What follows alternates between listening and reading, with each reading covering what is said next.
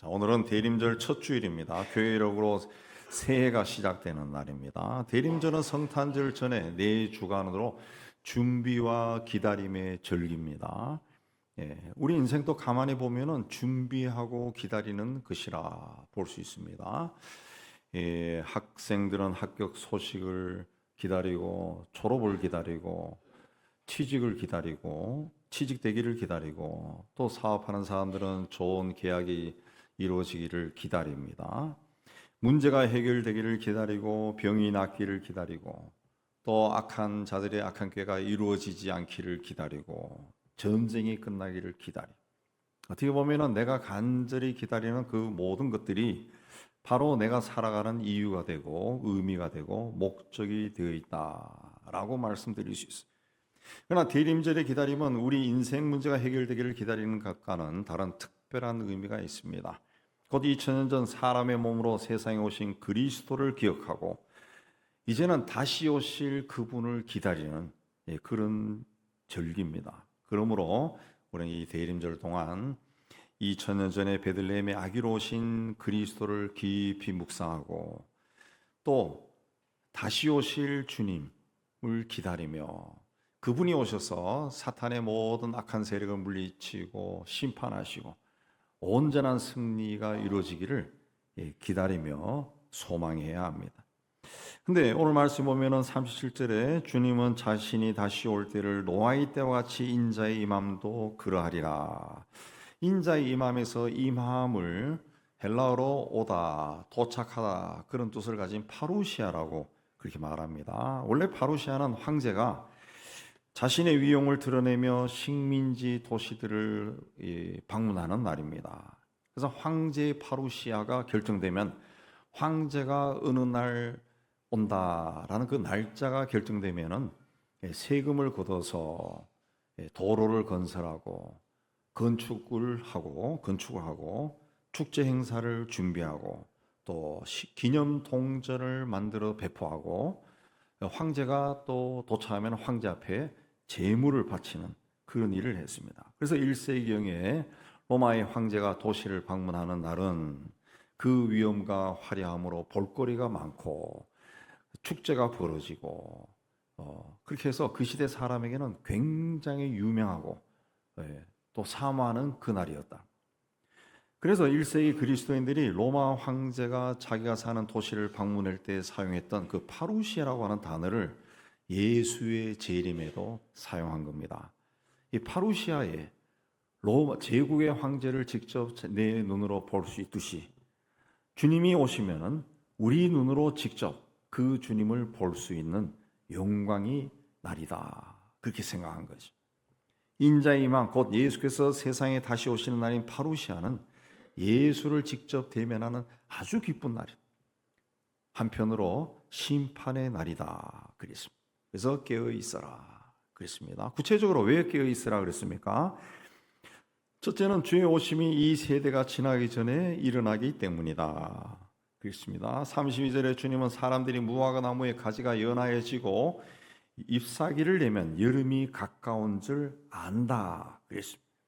무화과 나무의 가지와 잎사귀의 변화를 보고 계절을 알 수 있듯이 너가 사는 그 시대를 보고 주님이 오실 때가 가까워졌다 알라는 겁니다.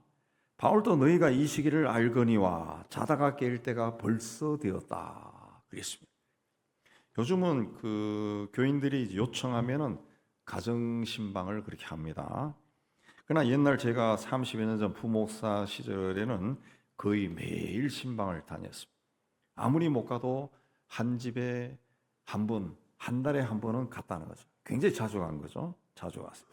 그리고 교구장이나 이 구역장으로부터 거의 매일 교인들의 동태를 보고받았습니다. 그래서 그런데 언젠가부터 그 인권 문제가 대두되고 또 사회의 그 프라이버시 그게 강화되면서 신방 가는 것이 좀 부담스럽고 또 신방을 사람들이 또 요청하지도 않는 그런 세태가 점점 되어갔습니다. 마침 그 무렵 대부분의 교회에 이 성경 공부나 또 집회와 같은 이 프로그램들이 등장하면서 그 위주로 이 사역이 이루어졌어요. 그래서 그 이후에는 지금까지도 가까운 사람이 특별히 어느 사람과 어느 교인과 가까운 사람이 알려주지 않으면은 교인들의 동태를 잘 모르는 시대가 되었는데, 이건 뭐 우리 교회만이 아니라 제가 보니까 뭐 우리나라 모든 교회가 거의 다 그렇더라고요. 옛날처럼 봄 대신방, 가을 대신방 이런 게 없다는 거죠. 예. 신방을 안 하는 그런 경우가 너무 많아지. 네. 특별히 이제 뭐 요양원이나 병원 신방은 자주 가지만은 그걸 못 한다는. 또 이전에는 장남의 가족이 그 나이 드신 부모와 함께 사는 경우가 많았습니다. 그러나 이제는 연세가 아주 많아도 부모와 자식들이 따로 살고, 또 성인이 된 자녀는 미혼이라 할지라도 따로 사는 경우가 많아졌어요. 그리고 또 이런 것들을 왜 그렇게 살아요? 라고 묻는 것이 신뢰가 된 시대가 되었다. 며칠 전에 친구와 대화를 하다가 이 고독사에 대해서 서로 이야기를 나누다가 그 친구 목사가 자기가 파악하기로는 교회 안에서도 이 고독사가 점점 많이 일어난다, 그런 말을 하고 깜짝 놀란 적이 있습니다. 아니 왜 교회 안에서 일어나냐? 교인 중에 누가 세상을 떠나는데 그 모르고 지나간다는 거지. 모르고. 그래서 일주일 후, 2주일 후에 알고 교회가 이제 목사님이나 교회 리더들이 막 놀란다는 그런 일이 많이 일어난다. 왜 그러냐? 혼자 사는 비율이 너무 높아진. 교인들도 혼자 사는 사람이 많다는 거예요. 특히 이 통계에 하면 고독사 비율이 50대 남자에서 제일 높답니다. 50대 남자가 고독사에 왜 그렇게 많으냐?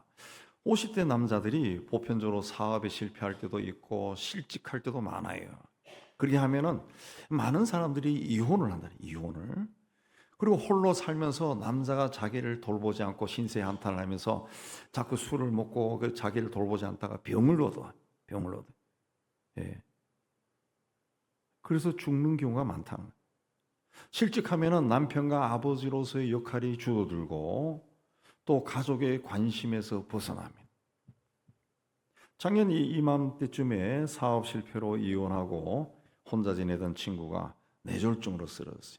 마침 이 친구가 핸드폰으로 연락하고 해서 응급조치가 되어서 재활을 받아서 얼마 전에 퇴원했다 하고 이제 그 소식이 전해졌습니다.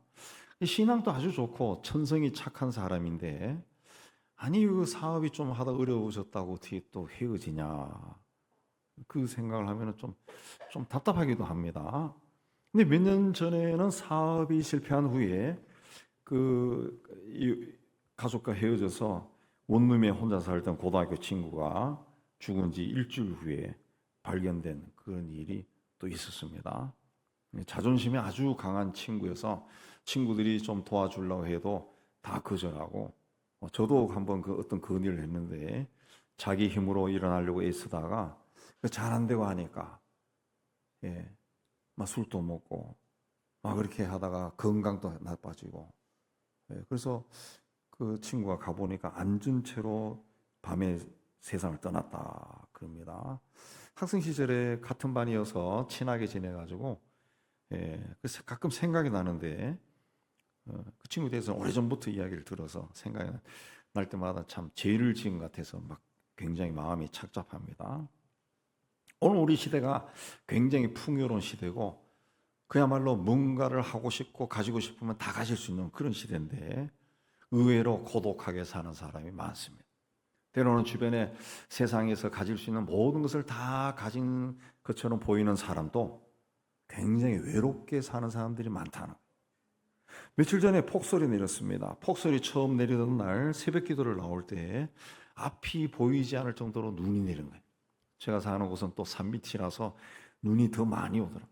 차를 몰고 나오는데 이 도로를 제가 처음 지나가는 것 같아요. 막 뽀드뽀드 소리가 나면서 차가 없어요. 제설차도 금방 도착했는지 이제 막 뭔가를 하고 있는. 그때 마치 영화의 한 장면으로 내가 들어간 것 같은 느낌이 들어요. 영화의 한 장면에 막 닥터 집하고 마차를 타고 막 눈보라 헤쳐가는 그처럼 혼자 차를 몰고 막 달리면서 그런 느낌이 들었습니다. 그러면서 야, 이런 눈이 며칠 동안 그치지 않고 내리면은 세상에 다 파묻혀 버리겠구나, 그 생각이 들더라고. 이 34절에 이 세대가 지나가기 전에 이 일이 일어나리라 그랬습니다. 이 세대에 속한 우리가 미처 깨닫기도 전에 차고 일어나니까 세상이 눈에 다 파묻혀 버려요. 예. 그렇듯이 주님이 오실 수도 있다, 그런 생각이 순간 들었어요. 오늘 우리가 사는 시대는 참과 거짓이, 거룩함과 속됨이, 정의와 불의가, 아름다움과 추함이 뒤섞여 있는 시대입니다. 분별력이 없으면, 나아가 자신의 이해관계와 서로 얽혀 있으면 엉뚱한 길이 바른 길이라고 생각하고 갈 수 있는 시대가 우리 시대라. 러시아와 우크라이나는 다 기독교 국가입니다. 초기 예수님 시대, 예수님의 제자들의 그 시대의 그 기독교의 어떤 전통 문화, 예배, 의식, 또 이 교리들이 가장 잘 2000년 동안 보존되어 있다고 그 보는 교파가 정교회입니다. 정교회, 그리스 정교회인데, 이 두 나라는 거기에서 나온 러시아 정교회에 속한 정교회 국가예요. 예. 가장 기독교의 원형이 잘 보존되어 있다고 다 인정하는 그 정교회 소속입니다.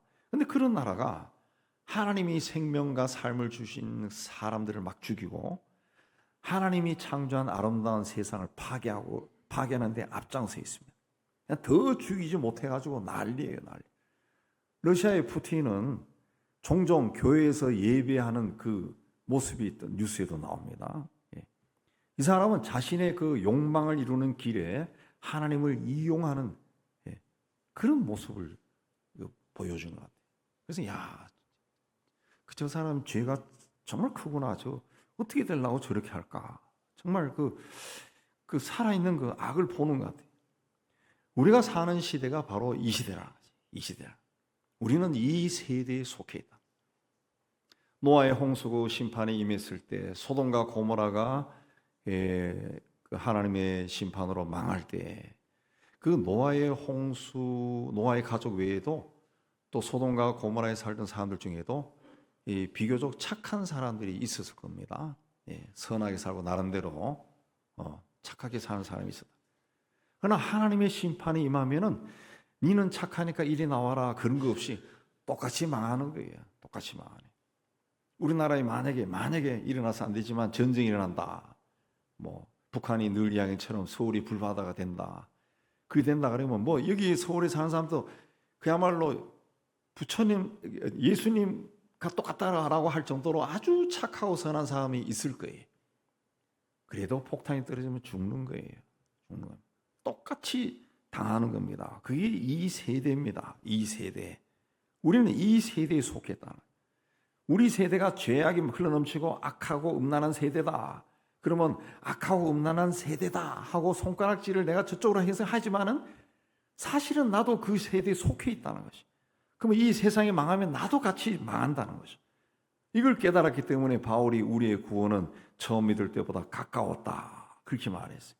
바울이 자기 시대를 보니까 너무 악하기 때문에 주님이 오실 때가 가까워졌구나, 그렇게 생각한 거예요. 우리도 세상 돌아가는 모습이나 우리 사회에서 일어나는 이러한 일들을 통해 정말 주께서 말씀하신 것들이 우리 시대에 지금 이루어지고 있구나 볼 수 있어야 돼. 주님이 말씀하신 그날이 너무 비현실적이고 또 성경일 뿐이다 라고 생각하면은 하나님의 말씀과 동떨어진 생활을 할 수밖에 없고, 그거는 불신자들과 똑같은 생활을 하는 겁니다. 주께서 십자가에 돌아가시고 부활 승천하실 후에 천사들이 갈릴리 사람들 어찌하여 서서 하늘을 쳐다보느냐, 너희 가운데서 하늘로 올려주신 이 예수는 하늘로 가심을 본 그대로 오시리라 그랬습니다. 너희가 본 그대로 그분이 오신다 그랬습니다. 예수께서 무화과 나무의 비유를 통해 말씀하시는 것은 그때가 반드시 온다는 거죠. 야, 이 무화과 나무와 잎사귀를 봐. 이 변했지. 시간이 흘러가면서 변하지. 그러니까 나도 분명히 온다. 그렇게 온다는 거예요. 그래서 초기 기독교인들은 곧 오실 주님을 또 예수께서 이 세대가 가기 전에 오신다 그랬기 때문에 우리 시대에 오실 것이다 해서 허리에 띠를 띠고 손에 횃불을 들고 등잔에 기름을 채우고 기다렸다는 거죠. 지난 2000년 동안 경건한 그리스도인들이 다 그런 마음으로 다시 오실 주님을 기다렸다. 우리도 그런 마음으로 다시 오실 주님을 기다려. 이 세대가 지나기 전에 주께서 너희 문 앞에 이를 것이다. 주님이 오실 때가 더욱 가까워지고 있습니다. 그러므로 우리는 성령으로 충만해서 더 이상 세상에서 방황하지 아니하고 주님이 오심을 기다리는, 사모함으로 기다리는 대림절을 보내야 됩니다. 두 번째는 깨어 있으라. 그렇게 하신 것은 주님이 언제 오시는지 모르기 때문이야. 모르기 때문에. 제가 그 군생활할 때 군대가 한번 갔다 와서 설교 시간에 자꾸 써먹어서 미안하지만 어쨌든 70년대 군대 그 시절은 냉전 시대야. 냉전 시대. 최전방에 DMZ 휴전선 거기에 철책에 근무할 때 밤에 2시간씩 보초를 섭니다. 병사들이 거기 잠을 못 자요. 잠이 좀 들라 그러면 깨워가지고 보초 나가고. 그래서 들어와서 또 좀 잘라 그러면 기상나팔 빵빵 불어대고. 그게 막 늘 피곤하게 지내는데 어쨌든 2시간 그 잘 때 그 2시간 보초 설 때 요즘 같으면 아마 이 체가 온도가 30도 영하 30도 내려갈 겁니다. 왜냐하면 다 산 꼭대기예요. 산 꼭대기. 네. 그래야 북한이 보이니까. 근데 그 2시간 보초 설 때 그마다 중대장, 소대장 또 하사관들이 순찰을 돌아요. 예. 언제 올지 모릅니다. 또 가끔은 육군본부나 뭐 군사령부에서 불식 점검으로 또 온다고 해요. 예. 걸리면은 그냥 두들겨 맞고 영창 가는 거예요. 그냥. 그러니까 잠도 못 자는 거죠. 그냥 추위에 달달달 떨면서 제자리에서 꽝꽝꽝 뛰면서 깨어 있는 거예요. 깨어 있는 게. 왜 깨어 있습니까? 언제 누가 올지 모른다는 거죠. 예. 그렇게 지켜도 저희가 있을 때는 북한 군인들이 넘어와서 아군을 죽이고 또 도망가고 그런 일들이 참 많이 일어났어요. 예. 그 당시에는 뭐 다 이렇게 언론에 폐쇄돼 보도도 안 했지만 그래서 꽤 많이 죽었어요. 꽤 많이 죽고 제가 있을 때도 넘어와서 막 죽이고 막 도망가고 쫓아가고 막 그런 일이 있었는데 36절에도 그날과 그때는 아무도 모른다. 하늘의 천사도 아들도 모르고 오직 아버지만 아신다. 나도 모르고 천사도 모른다 그랬어요. 오직 아버지만 아신다. 그랬습니다. 그런데 오늘날 사이비 이단이나 또 특별한 계시를 받았다는 사람들이 내가 그 말을 들었다 하고 예수님은 모르지만은 나는 아버지가 나에게 이야기했다. 이렇게 말하는 사람이 있고 또 그 말하는 사람들 또 따라가는 사람들이 있어요. 참 어리석은 사람들인데 우리는 그런 말을 하는 사람이 있으면은 그때부터 관계를 딱 끊어야 됩니다. 배척해야 돼. 그날과 그때를 모른다는 말씀은 아무도 생각하지 않을 때, 아무도 상상하지 못할 때 오신다는 겁니다. 바울은 데살로니가전서 5장 1절 이하에서 형제들아 때와 시기에 관하여는 너에게 쓸 것이 없으면 쓸 것이 없다는 거죠. 주께서 밤에 도둑같이 임할 줄 너희가 자세히 알다. 너희도 안다는 거죠. 언제 온지 모르지만은 주님이 밤에 도둑처럼 갑자기 오신다. 사람들이 평안하다 안전하다 할 그때에 임신한 여자에게 해산의 고통이 이런 것 같이 멸망이 갑자기 그에게 이를 것이다. 그랬습니다. 주님은 그렇게 될 걸 알고 있었어요. 그래서 37절에 노아의 때와 같이 인자의 마음도 그러하리라. 노아의 때에 무슨 일이 있었습니까? 주님은 노아 때 사람들이 타락했기 때문에 홍수가 일어나 그들을 심판했다. 그렇게 말하지 않았습니다. 주님은 노아 시대 사람들의 일상생활을 예로 들어 말씀을 하셨을 뿐입니다. 그 당시 사람들이 먹고 마시고 시집가고 장가가고 밭에서 일하고 집에서 맷돌질을 했다. 음식 준비를 하고 있었다. 그랬습니다. 그런데 그들에게 홍수 심판이 임했다는 거예요. 왜 그랬습니까? 그들은 노아를 통해 말씀하신 심판에 대해서 무관심했다. 그 노아가 방주를 짓는 것을 보면서도 저 양반 저 뭐 하고 있나? 나하고 상관없는 일 무관심했고 방주를 다 짓고 그 방주에 들어갈 때도 무관심했고 짱때 같은 비가 내릴 때도 오늘은 왜 이렇게 비가 많이 오나 하고 늘 자기들이 하던 대로 생활했다는 거예요. 근데 비가 그치지 않고 마침내 모든 것을 삼켜버렸다. 아무도 예측하지 못한 그날과 그때가 갑자기 오니까 미리 대처도 하지 못하고 먹고 마시고 결혼식하고 밭에서 일하거나 집에서 음식 준비하다가 종말을 맞이했다. 그렇습니다. 주님의 재림도 은밀하게 갑자기 임하는데 우리는 지금 또 내일 또 해가 떠오를 것으로 믿고 밤늦도록 먹고 마시고 시집가고 장가가고 밭을 갈고 음식을 준비하며 산다는 거예요. 그래서 주님은 깨어 있어라, 준비하라 그랬어요. 그러나 홍수가 일어난 날이 세상 사람들에게는 심판의 날이었지만은 노아와 가족에게는 구원의 날. 그때는 노아처럼 말씀에 순종했던 사람은 구원받지만은 말씀을 무시했던 사람은 심판받는. 주님이 다시 오실 때도 똑같은 일이 일어날 것이다 말씀한 겁니다. 40절에 41절에 한 사람은 데려가고 한 사람은 버려둘 것이다. 이거는 차별한다는 것이 아니라 모든 사람에게 그런 일이 일어난다는 거죠. 모든 사람에게. 한 사람은 데려가고 한 사람은 버려둘 것이다. 그래서 깨어 있어라 그랬습니다. 이제 12월이 되어서 성탄절을 이제 준비합니다. 우리 교회도 이제 강단에 이제 트리가 세워지고 이렇게 세워졌습니다. 우리 이번에 트리도 우리 이윤아 권사님이 세우는데 그 정성에 정말 감사할 뿐입니다. 근데 저 트리에 하얗게 보이는 것이 성경 구절이에요. 성경 구절. 본인이 그 그림을 수채화로 그림을 다 그려가지고 작은 데다가 거기 성경 구절을 다 적어놨어요. 제가 읽어봤는데 성구들도 막 그냥 막 적은 게 아니라 본인이 생각해가지고 다 적은 거예요. 굉장한 정성. 제가 듣기로 한 달에 걸쳐서 저걸 준비했다. 굉장한 겁니다. 하나님의 성령이 주신 지혜와 아이디어로 특별한 트리를 제작한 거예요. 여러분 대림절 기간 지낼 때 주일이나 평일이나 새벽이나 한번 살펴보시고 무슨 성경 구절이 있는가 한번 보고 한번 감동 받으시기 바랍니다. 그리고 칭찬하시기 바랍니다. 근데 이 성탄절이 다가오는데 성탄절이 12월 25일이다 이게 아니라 어느 때인지 몰라요. 무슨 요일일도 몰라. 그냥 성탄절이 온다. 막연히 그 어느 때. 그러면은 성탄절이 와도 감동이 없어요.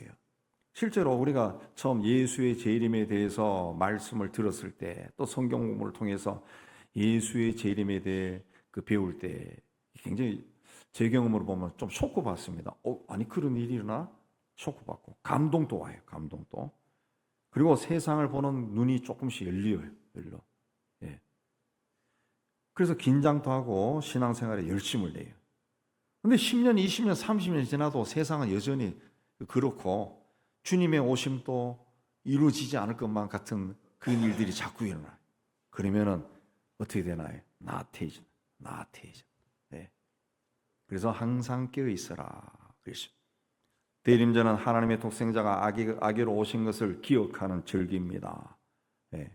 그리고 또 시간이 흘러가면서 바울이 표현한 것처럼 구원이 처음 믿을 때보다 더 가까워진 계절입니다. 그런데 주님은 이 계절에 아무도 생각하지 않고 상상하지 않고 또 기대하지 않았던 그날과 그때에 주님이 오신다. 그래서 깨어 있어라. 깨어 있는 사람은 세상 풍조에 휩쓸리지 않습니다. 주님이 언제 오실더라도 그날과 그때가 두려운 날이 아니라 기쁜 날이 되기를 주의 이름으로 축복합니다. 세 번째 깨어 있으라 하신 것은 준비하고 있으라는 뜻입니다. 오늘 말씀 44절에 이러므로 너희도 준비하고 있으라 생각하지 않을 때 인자가 올 것이다. 그래서 주님이 오심을 준비하라. 바울은 로마 교회에 보낸 편지에서 밤이 깊고 낮이 가까웠으니 그러므로 우리가 어둠의 일을 벗고 빛의 갑옷을 입고 낮에와 같이 단정히 행하고 방탕하거나 술 취하지 말고 음란하거나 호색하지 말고 다투거나 시기하지 말고 오직 예수 그리스도로 옷 입고 정욕을 위해 육신의 일을 도모하지 말라. 그랬습니다. 누가복음에서도 주님은 종말의 때가 되면 너희가 스스로 조심해야 된다. 그렇지 않으면 방탕함과 술 취함과 생활의 염려로 마음이 둔하여지고 뜻밖의 그날이 덕과 같이 임할 것이다. 그랬습니다.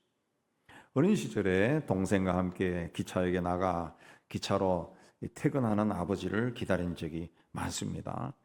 그때 열차가 도착할 때마다 사람들이 와 내려서 열차 건널목을 건너올 때마다 아버지가 어디 계시나 하고 막 그 눈동자를 돌리지 않고 그냥 주시하면서 본 적이 있어요.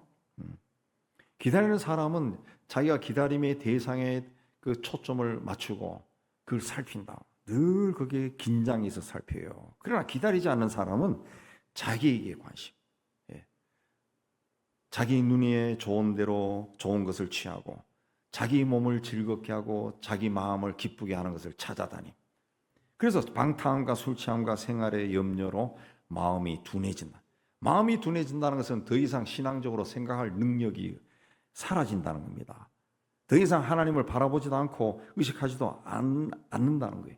그러다 보니까 자연히 삶의 관심이 땅의 것으로 향하게 되고 먹고 마시고 생활의 염려에 빠지게 된다. 그렇게 살다가 어느 날 갑자기 주님이 오시면 당하는 거죠. 신앙생활이란 주의 말씀이 내 안에 경과의 틀을 잡아서 내 삶을 이끌어가게 하는 겁니다. 그런데 자꾸 세상 것을 소유하고 싶고 풍요롭게 살고 싶고 그래서 발버둥을 치고 노심초사하고 그렇게 하는 것은 주님의 오심을 기다리는 마음이 없기 때문에 그랬어요. 그래서 주님은 그러므로 너희는 장차 올 이 모든 일을 능히 피하고 인자 앞에 서도록 항상 기도하고 깨어있으라. 인자 앞에 서도록 항상 기도하고 깨어있으라.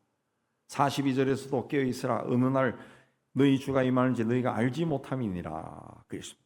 노아의 때와 같이 인자의 때, 주께서 오실 때가 점점 가까워지고 있습니다. 노아 시대 홍수로 심판하신 일이 일어난 것처럼 이제 주님이 오셔서 세상의 악을 심판할 그때가 다가온 겁니다. 그러므로 우리는 예수 그리스도 앞에 서 있어야 돼요. 예수님 앞에 서기 위해서는 거기에 어울리는 옷을 입고 있어야 돼요. 복음서에 예수께서 그 비유로 말씀하신 것 중에 잔치를 배설하고 사람들이 오지 않으니까 거리에 나가서 종들에게 다 데리고 오라 그랬습니다. 지나가는 사람. 그렇게 해서 종들이 데리고 왔는데 예복을 입지 않은 사람은 쫓아냈다 그랬습니다. 예수님 앞에 서기 위해서는 예복을 입어야 돼요. 우리가 일상생활 할 때에도 어느 자리에 따라 가지고 입는 옷이 달라지는 거예요. 옷이 달라져. 예.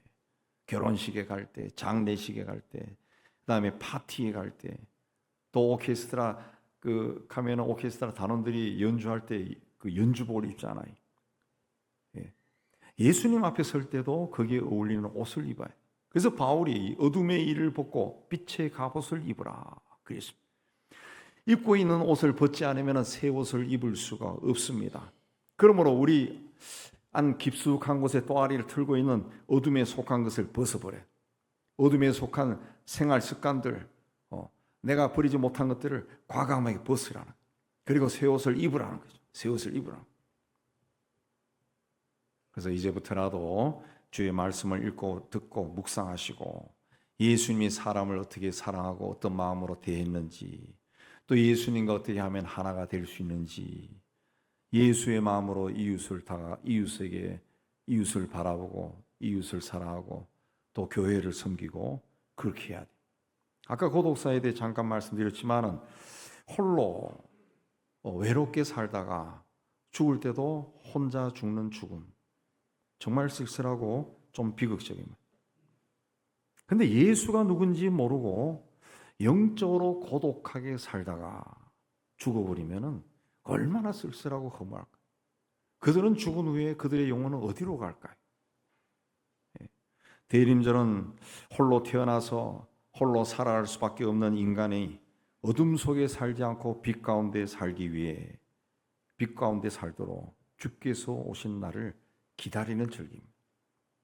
아니 오신 것을 기억하고 그 주님과 함께 다시 오실 그때를 기다리는 절기입니다. 주님은 아직 오시지 않았습니다. 다만 약속으로 우리가 받았을 뿐입니다. 그 약속은 주님이 다시 오실 때 온전하게 실현될 겁니다. 그리고 그날은 반드시 옵니다. 기독교로 하는 것은 그냥 그 주일이 되었다, 일요일이 되었다 해서 그냥 교회로 가서 그냥 예배하고 찬송 부르고 설교 듣고 헌금하고 오는 그런 종교가 아닙니다. 아닙니다. 기독교는 세상을 지으시고 세상을 창조하시고 우주 만물을 창조하신 우리 인간을 지으신 그분이 사람의 몸으로 세상에 와서 세상의 죄를 위해 대신 죽고 그래서 부활하고 또 하늘로 올라가셨다. 그분이 다시 오신다. 라는 것을 믿는 종교예요. 믿는 겁니다. 좀 이성적이고 세상적인 사람들이 봤을 때는 굉장히 황당하게 그냥 교회 가는 게 기독교가 아니라는 거지. 우리는 그걸 믿는 거예요. 그걸 믿는 거예요. 그래서 기독교라고 하는 것, 교회라고 하는 것은 대림 공동체라. 주님의 오심을 기다리는 공동체라. 영적인 공동체. 그렇기 때문에 이제는 어둠의 옷을 벗고 빛의 갑옷을 입고 마음을 모아 다시 오실 주님을 기다리는 신앙생활을 해요. 그래서 이번 성탄절은 다시 오실 주님에 대한 소망으로 풍성한 그런 성탄절이 되기를 바랍니다. 주님은 이 세대가 지나가기 전에 이 일이 다 일어나리라 그랬습니다. 깨어서 주님 오실 때 할렐루야로 영접하는 우리 모두가 되기를 주의 이름으로 축복합니다. 하나님 아버지, 우리가 세상이 너무 풍요롭고 한편으로 죄된 것들이 흘러넘쳐서 나도 모르게 나를 즐겁게 하기 위해 세상의 이 즐거움과 타협할 때가 너무 많습니다. 그러나 하나님은 말씀을 통해서 바로 그러한 시대가 타락한 시대고 내가 올 징조다라고 말씀해 주셨습니다. 하나님, 이제는 우리가 우리 눈을 즐겁게 하고 몸을 즐겁게 하고 마음과 입을 즐겁게 하는 것에만 쫓아다니지 아니하고 다시 오실 주님, 나에게 생명과 삶을 주신 주님을 사모함으로 기다리는 믿음으로 살아갈 수 있도록 은혜 다하여 주옵소서. 예수님 이름으로 기도하옵나이다. 아멘.